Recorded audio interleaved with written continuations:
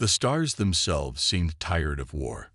For 15 long years, the void between worlds had blazed with weapons fire as the Terran Alliance and the Vespid Dominion clashed across hundreds of star systems. What had begun as a dispute over mining rights in a single asteroid belt had exploded into a galaxy-spanning conflict that consumed resources, planets, and lives with frightening efficiency. On the bridge of the Defiant Asterisk, Admiral Marcus Gray stared at the tactical display with eyes that had seen too much death. His weathered face reflected the blue glow of the screen as it showed yet another stalemate forming in the Rigel sector. He rubbed his temple, feeling the familiar throb of a headache coming on. "Status report," he ordered, his voice carrying the weight of command despite his exhaustion. Lieutenant Owen looked up from his station. "Sir, we've lost contact with Outpost Delta 7. That's the third listening post this week." Gray nodded, unsurprised. The Vespids were getting bolder in their attacks, striking deeper into Alliance territory with each passing month. But they weren't winning, just as the Alliance wasn't winning when they pushed back. "Sir, incoming transmission from Alliance High Command," called Communications Officer Parker. "Priority Alpha." Gray straightened his uniform jacket. Priority Alpha meant only one thing: something had changed. "Put it through to my ready room," he said, turning to leave the bridge. "Owen, you have the con." In the privacy of his office, Gray accepted the transmission. The stern face of General Laura Hayes, head of Alliance Military Operations, appeared on screen. "Marcus," she said without preamble, "we're initiating Operation Last Light." Gray felt his pulse quicken.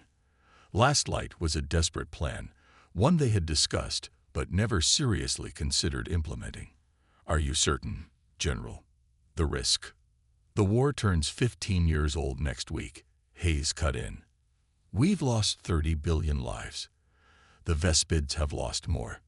Neither side can gain the upper hand, and our resources are nearly depleted." The Alliance Council voted unanimously. Gray sank into his chair. "The Vespid Command Hub is impenetrable. We've tried 12 times, Hayes finished for him. "I know, but this time we're not sending soldiers." That got Gray's attention. If not soldiers, then who? Hayes smiled, but there was no warmth in it. "Cadets. Cadets." Gray couldn't keep the disbelief from his voice. "You want to send untrained." "Not untrained. Final-year cadets from Deathworld Academy. Earth-born, Earth-trained." Gray understood immediately. Humans from Earth, classified as a Class 13 Deathworld by the Galactic Council, were unique in the Alliance. They had evolved on a planet that tried to kill them daily, developing adaptability and ingenuity that other species found both impressive and disturbing. While other Alliance races had specialized for stable environments, humans had specialized in not specializing at all. "You're betting on unpredictability," Gray said slowly. Hayes nodded. "Exactly. The Vespid have studied our military tactics for 15 years. They know how our soldiers think, how our commanders plan. But these cadets," she paused, "they haven't been fully molded by military doctrine yet. Their thinking is still partly civilian, chaotic, innovative." "It's still a suicide mission," Gray pointed out. "Perhaps," Hayes admitted. "But we're out of options, Marcus. I want you to meet these cadets, assess them. If anyone can spot potential in raw recruits, it's you." Gray closed his eyes briefly, remembering his own academy days. How long ago that seemed now. "When do they arrive?" "They're already on their way to your position. You have 3 days to prepare them. After that..." She didn't finish the sentence. "After that, the fate of the Alliance would rest in the hands of 5 untested cadets." "I understand," Gray said, snapping to attention and saluting. "For Earth and the Alliance." "For all of us," Hayes responded, then ended the transmission. Gray stood alone in his ready room, wondering what kind of cadets could possibly end a 15-year war, and whether he was sending them to their deaths. The shuttle docked with the Defiant Asterisk with barely a sound, a testament to Alliance engineering. Inside the small craft, 5 cadets sat in tense silence, each lost in their own thoughts. None of them had expected to leave Earth's Deathworld Academy before graduation, let alone be summoned for a classified mission that their instructors would only describe as vital to the war effort. Jack Porter was the first to stand when the shuttle doors opened. Tall and broad-shouldered, with close-cropped blonde hair, he had grown up in the rebuilt Arctic settlements, where temperatures regularly dropped to lethal levels. His specialty was cold weather operations, but his real talent was thinking clearly when others froze, both literally and figuratively. "Remember, best behavior," he said to the others. "Whatever this is, it's bigger than all of us." Lena Ross rolled her eyes as she gathered her gear. Dark-skinned with a head of tight curls, she had spent most of her life in the deep-sea colonies of the Atlantic, where pressure and isolation bred a particular kind of toughness. "We wouldn't be here if they wanted best behavior, Porter. They want Deathworlders." The term wasn't official, but it had stuck. Humans from Earth carried the distinction of being from the most dangerous classified inhabited planet in known space, a fact that terrified some alien species and fascinated others. "I just want to know why us," said Raj Mehta, the shortest of the group but with a compact strength earned from life in Earth's harshest deserts. His family had specialized in heat adaptation technologies for generations. "There are better students in our class." "Better at following orders, maybe," said Maria Diaz, whose experience in the high-gravity mining settlements of South America had given her an unmatched understanding of pressure systems and structural weak points. She wore her black hair in a practical braid that reached midway down her back. "That's not always what wins wars." The 5th cadet, Tom Wilson, said nothing. He rarely did. Growing up near active volcanic regions had taught him that unnecessary words wasted oxygen, and oxygen was often in short supply when toxic gases vented from the Earth. His red hair and pale, freckled skin seemed at odds with his specialty in high-temperature adaptive systems. As they stepped onto the deck of the Defiant Asterisk, they found Admiral Gray waiting for them, hands clasped behind his back. His eyes scanned each cadet, assessing. "Welcome aboard," he said simply. "Follow me." He led them through corridors where battle-hardened crew members stopped to stare. The cadets kept their postures straight, ignoring the looks. They had all faced worse than curious stares. Gray brought them to a secure briefing room, where tactical displays showed a massive structure floating in space, a 12-pointed star of metal and energy shields that pulsed with an ominous light. "This," Gray said, pointing to the structure, "is the Vespid Command Hub, the brain of our enemy. For 15 years, we've tried to destroy it. 12 missions, 12 failures, complete losses." The cadets studied the structure with professional interest. "With all due respect, sir," Jack said, "if elite special forces couldn't crack it, what do you expect 5 cadets to do?" Gray's expression remained neutral. "The same thing Earth humans have always done when faced with impossible situations, something unexpected." He tapped a control, and the display changed to show images of strange, insect-like aliens with iridescent carapaces and compound eyes. "The Vespid. The Vespid think in patterns," Gray continued. "Their entire society is built on predictability and order. Our military, despite our best efforts, has developed its own patterns over 15 years of war, patterns they've learned to counter." "But we haven't been in the war," Maria said, understanding dawning on her face. "Exactly." Gray nodded. "You're unpredictable because you haven't been shaped by this conflict. You think like Deathworlders, adaptable, resourceful, and above all, survivors." "You want us to attack the command hub," Lena stated. It wasn't a question.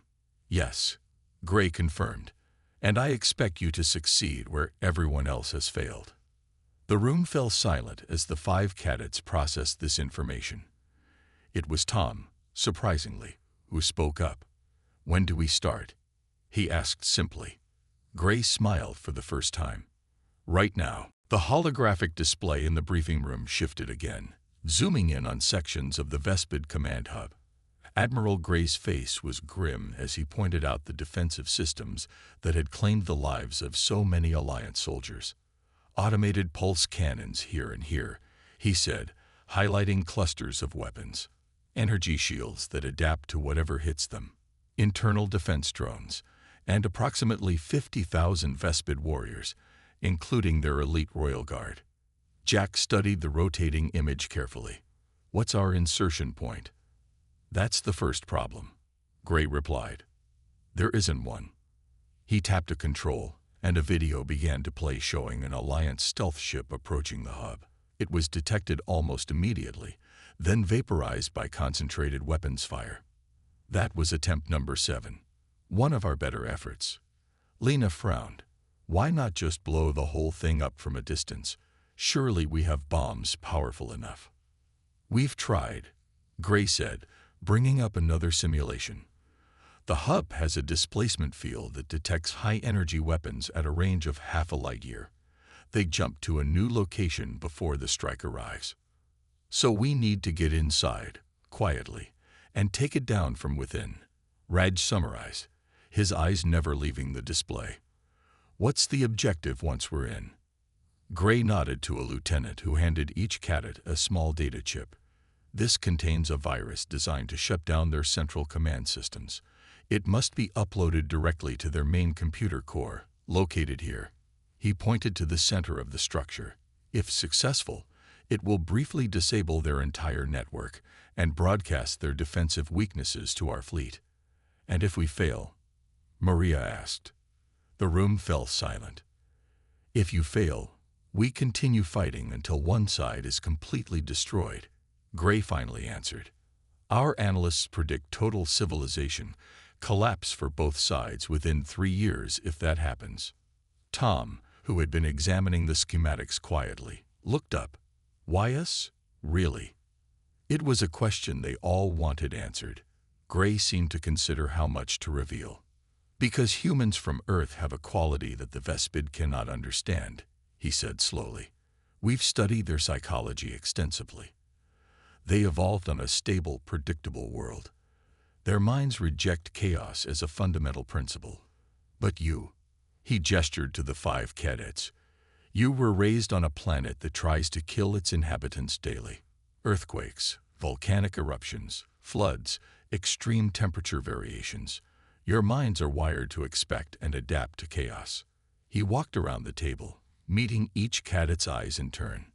The 12 teams before you were our best tactical specialists. They tried to beat the Vespid at their own game. Precision, planning, coordination. But the Vespid are simply better at that approach than we are. Jack nodded slowly.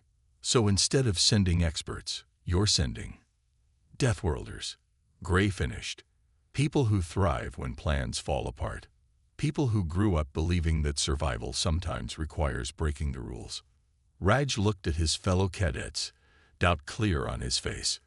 We're still students. We haven't even finished our training. Your formal training? No, Gray agreed. But each of you has already survived conditions that would kill most sentient beings in the galaxy. Your entire planet is a training ground more effective than anything we could design. Maria picked up her data chip, turning it over in her fingers. How long do we have to prepare? 48 hours, Gray replied. Our intelligence suggests the Vespid are planning a major offensive. If they succeed, we lose 3 more star systems and any chance of getting near their command hub again. Lena stood up, determination on her face. So we have 2 days to figure out how to do what 12 elite teams couldn't do in 15 years. 10 minutes, Tom said suddenly. Everyone turned to look at him. That's all we'll have, he explained quietly. From the moment we're detected to mission failure will be 10 minutes based on the previous attempt's data. Gray nodded solemnly. 10 minutes to end a 15-year war, or die trying. The 5 cadets exchanged looks, not of fear, but of grim resolve. They were Deathworlders. Impossible odds were just another day on Earth. The next 48 hours passed in a blur of activity. Admiral Gray had given the cadets a private war room on the *Defiant*, where they pored over the data from previous failed missions. Holographic displays filled the air around them, showing entry points, defense systems, and the final moments of doomed teams. "Look here," Jack said, freezing a simulation at the point where the 9th mission had been discovered. They weren't detected by technology. This Vespid just happened to look in the right direction. Their compound eyes, Lena mused, zooming in on the image. They see movement patterns differently than we do. Our stealth tech is designed based on human vision. Tom, who had barely spoken since the briefing, suddenly stood up and walked to a display showing the hub's outer structure. He pointed to a series of tubes running along the exterior. "Thermal regulation," he said simply. The others moved closer. "Cooling systems," Raj asked, interest peaked. "For their computer cores and weapon systems." Tom nodded. "Like Earth volcanoes, heat needs release." Maria's eyes lit up with understanding. "A way in. If we could survive those temperatures." "We can," Tom confirmed. "I've worked in hotter." Jack pulled up the specs on the cooling system. "The tubes are only 2 feet wide. We'd need to go in single file and without standard equipment." "Good," Lena said with a grim smile. "Standard equipment is what got the other teams killed." They worked through the night, discarding traditional military approaches and drawing instead on their experiences from Earth. Raj modified environmental suits to withstand extreme heat. Maria analyzed structural weaknesses in the hub's central core. Jack mapped a route that avoided most security checkpoints. When Admiral Gray came to check their progress the next morning, he found the war room transformed. Gone were the neat tactical displays, replaced by hand-drawn maps and modified equipment scattered across tables. "What exactly am I looking at, cadets?" he asked, eyebrows raised at what appeared to be chaos. Lena held up what looked like a crude oxygen mask. Deep-sea divers on Earth used something similar before modern tech. The Vespid scanners are calibrated to detect our current breathing apparatus.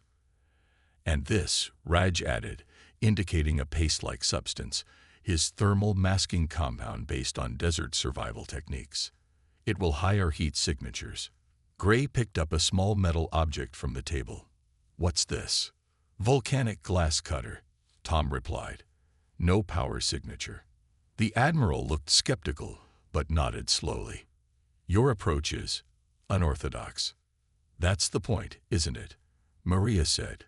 "The Vespid expect soldiers. We're going in as survivors. Also," Jack added, pointing to a crude diagram, "we're not using your virus." Gray's expression hardened. "That virus took our best minds 3 years to develop, and it requires access to their main computer terminal, which is surrounded by guards," Jack explained. "We have something better." He held up 5 small devices that looked like simple metal spheres. "These will transmit a signal that mimics their queen's pheromone patterns." "Confusion," Tom added, "not shutdown." Gray studied each cadet's face, searching for doubt, but finding only determination. These weren't the polished soldiers he was used to commanding. They were rougher, less disciplined, but there was something in their eyes he recognized, the look of people who had faced death before and lived to tell about it. "You have 12 hours until deployment," he said finally. "Whatever you need, ask Lieutenant Owen. If he gives you trouble, tell him it's authorized under Protocol Omega." As Gray turned to leave, Lena called after him. "Admiral, there's one more thing we need." "What's that?" "A diversion," she said. "Something big enough to draw attention away from the cooling systems." Gray smiled for the first time since they'd come aboard. "That, Cadet Ross, I can definitely provide." After the Admiral left, the 5 cadets gathered around the central table one last time. "This plan is crazy," Raj said, shaking his head. "It breaks about 50 regulations." "That's why it might work," Jack replied. "We're not thinking like soldiers. We're thinking like Deathworlders." Maria placed her hand in the center of the table. "For Earth." One by one, the others placed their hands on top of hers. "For all of us," Tom said, echoing Admiral Gray's earlier words. In 12 hours, they would attempt the impossible. 10 minutes to end a 15-year war. The small stealth shuttle dropped out of hyperspace at the edge of the Vespid defensive perimeter. Inside, the 5 cadets made their final preparations in silence. Each wore modified environmental suits designed to withstand extreme temperatures. Their faces were covered with thermal masking compound that gave them a ghostly appearance. Alliance fleet reports ready for diversion, the pilot announced. 2 minutes until they engage. Jack nodded, checking his makeshift equipment one last time. Remember, we stick to the plan. Communication only when necessary. And if the plan falls apart? Raj asked, securing a container of corrosive paste to his belt. Then we do what Deathworlders do, Lena replied with a grim smile. We adapt. A sudden flash lit up the viewport as dozens of Alliance ships jumped into the system, weapons blazing. The Vespid command hub's defenses immediately came to life, energy beams lancing out to meet the attack. That's our cue, Maria said. All that firepower should overload their sensors. The pilot maneuvered the shuttle toward the underbelly of the massive hub, staying within the shadow of the structure to avoid detection. As they approached, they could see the thermal regulation tubes Tom had identified, giant cylinders venting excess heat from the hub's systems. Close as I can get you, the pilot said, bringing the shuttle to a stop 50 meters from the nearest tube. May luck follow you. The 5 cadets sealed their helmets and moved to the airlock. Tom went first, pushing off from the shuttle and using a hand-propelled thruster to guide himself toward the tube. The others followed in a tight formation, their movements practiced and precise. The space around them was chaos.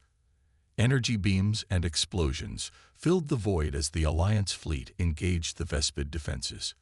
But amid the firefight, 5 small figures in dark suits went unnoticed as they reached the outer hull of the command hub. Tom touched the surface of the thermal tube and immediately activated the magnetic clamps on his gloves and boots. The metal was hot enough to be felt even through his specialized suit. He removed the volcanic glass cutter from his belt and began to work on creating an entry point. Hurry, Jack urged through the short-range comms that wouldn't trigger Vespid sensors. The diversion won't last forever. After 30 seconds of careful cutting, Tom created a hole large enough for them to squeeze through. Hot air rushed out, momentarily distorting their vision. Internal temperature reads 180 degrees Celsius, Raj reported, checking the simple mechanical gauge on his wrist. Suits should hold for 20 minutes. We'll be done in 10, Maria reminded them, one way or another. One by one, they slipped inside the thermal tube. The heat was intense, pressing against their suits like a physical force. They moved in single file through the narrow passage, following Tom as he led them deeper into the heart of the enemy command center. The two eventually opened into a maintenance junction. Through metal grating, they could see Vespid workers moving about in a large chamber filled with humming machinery.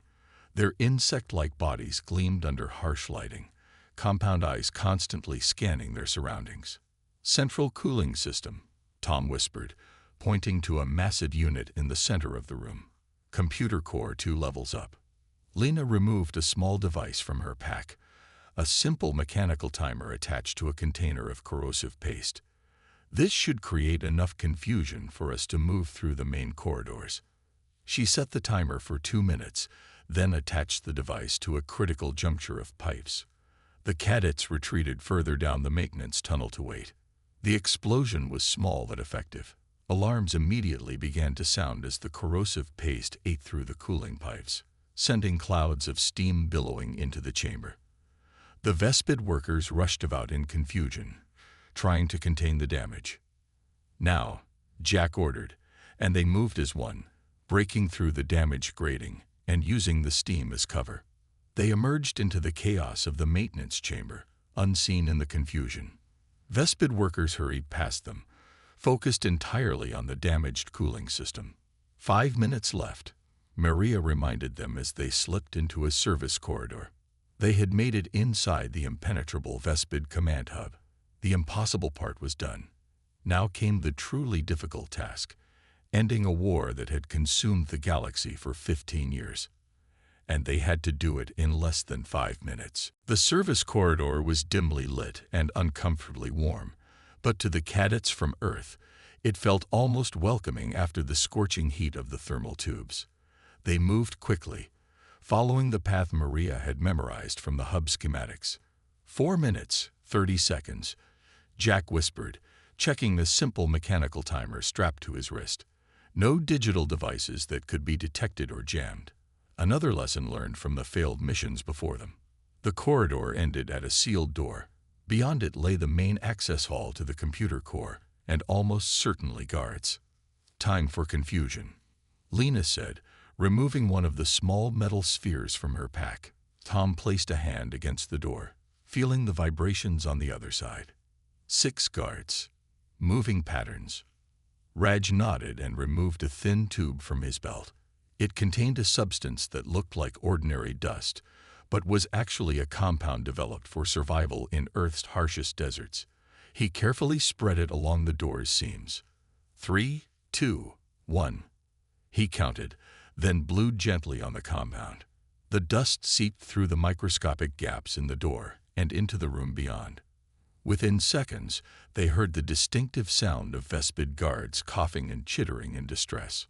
Desert storm in a bottle, Raj explained with a grim smile.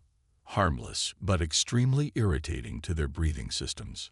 Maria quickly bypassed the door's mechanical lock using techniques developed for mining emergencies on Earth.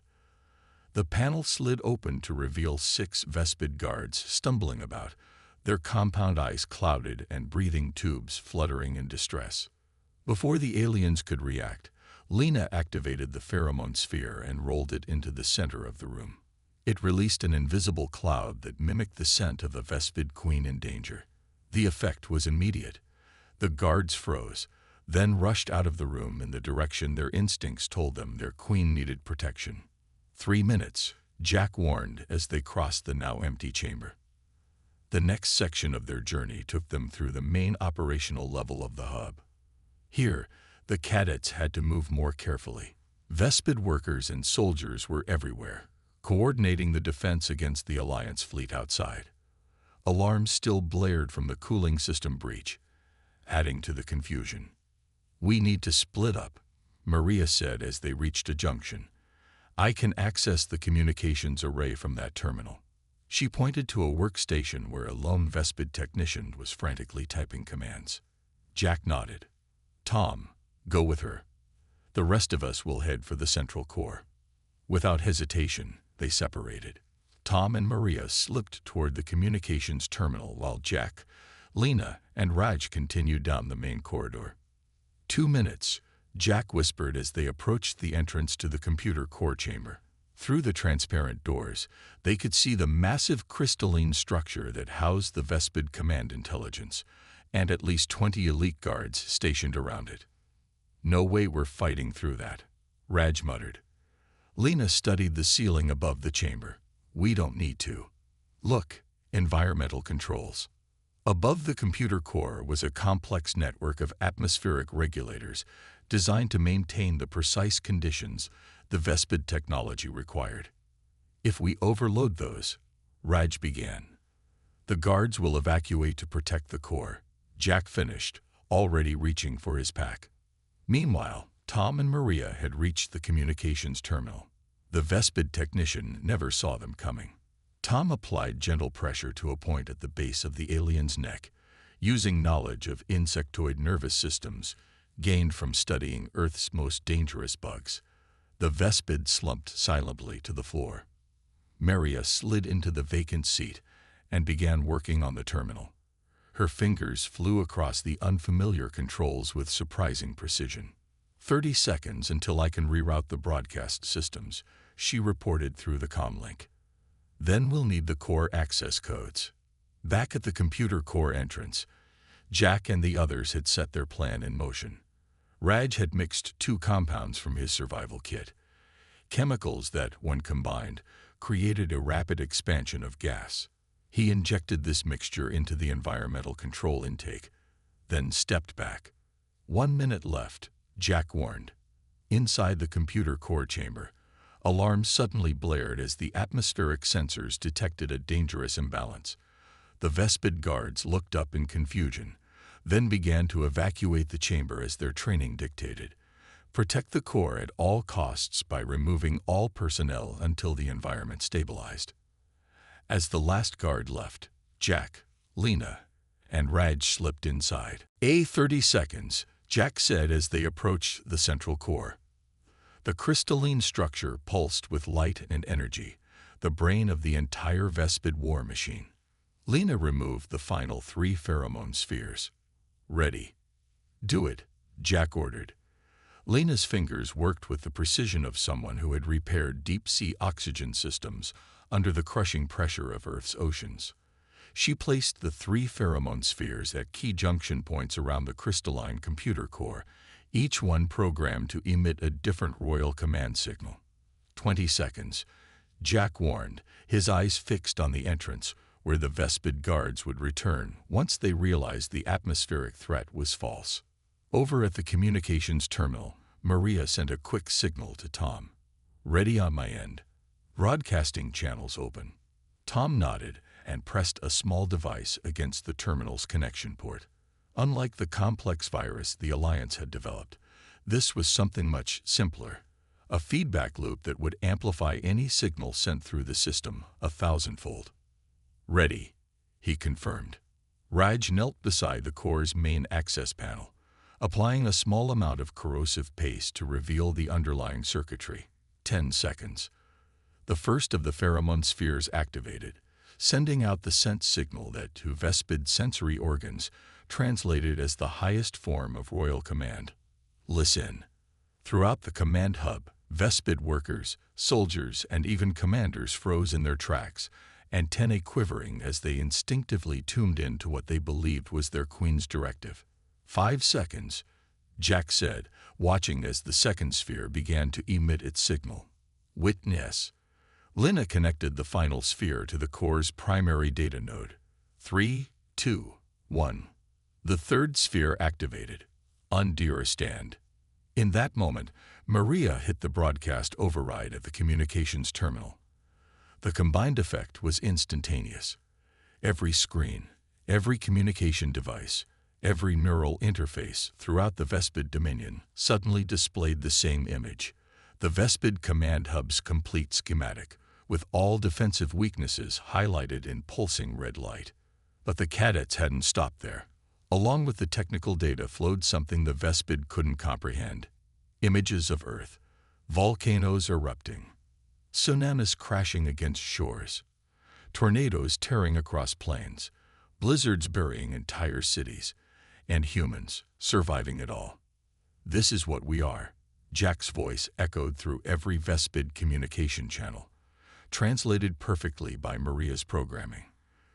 We come from a world that tries to kill us every day. We don't want to destroy you, but we will never stop adapting, never stop surviving. Throughout the galaxy, Vespid ships paused in their attacks as confusion spread through their ranks. Their perfect command structure, disrupted by mixed pheromone signals and incomprehensible images, began to falter for the first time in 15 years of war. Lena activated the final part of their plan. A simple message sent directly to the Alliance fleet. Strike now. Coordinates attached. Minimal force required. In the command chamber, the first of the Vespid elite guards had returned, chittering in confusion at the sight of 5 human cadets standing calmly around their sacred core. We could destroy this, Raj said, gesturing to the crystalline structure. End your civilization with 1 more gram of this paste. He held up the container of corrosive compound. But that's not why we came. Tom stepped forward, facing the confused guards. Choice, he said simply. Survival or extinction. One by one, the cadets placed their weapons on the floor. It was the most alien concept they could present to the pattern-driven Vespid. Surrender when holding the advantage. On the main bridge of the Defiant Asterisk, Admiral Gray watched in astonishment as Vespid ships across 3 sectors powered down their weapons. Communications channels burst to life with confused Vespid commanders requesting clarification of the new royal directive. What exactly did they do? He asked his communications officer. The officer paused, trying to make sense of the incoming data. They offered the Vespid a choice, sir, and showed them what humans really are. 10 minutes after the cadets had entered the thermal tubes, the first official ceasefire in 15 years of brutal conflict was declared. Within an hour, Vespid representatives were requesting formal negotiations. When the 5 cadets were finally escorted back to the Alliance flagship, they found Admiral Grey waiting for them, a mixture of disbelief and respect on his weathered face. "How did you know they would choose peace?" he asked. Jack removed his helmet, revealing a face streaked with sweat and thermal paste. "Because under all the differences, they're like us, survivors. We just had to show them that continuing this war meant extinction for both sides." "And the images of Earth?" Gray pressed. Lena smiled. "We needed them to understand what they were really fighting. Not soldiers or tactics or weapons, but people forged on a world that makes the impossible just another Tuesday." As news of the ceasefire spread across Alliance territory, the story of 5 Deathworld cadets who ended a 15-year war in 10 minutes became legend. But for Jack, Lena, Raj, Maria, and Tom, it was simply what Earthlings had always done best: adapting to survive. In the peace that followed, a new term entered the galactic lexicon. When faced with an impossible challenge, beings of all species would simply nod and say, "We need a 10-minute solution."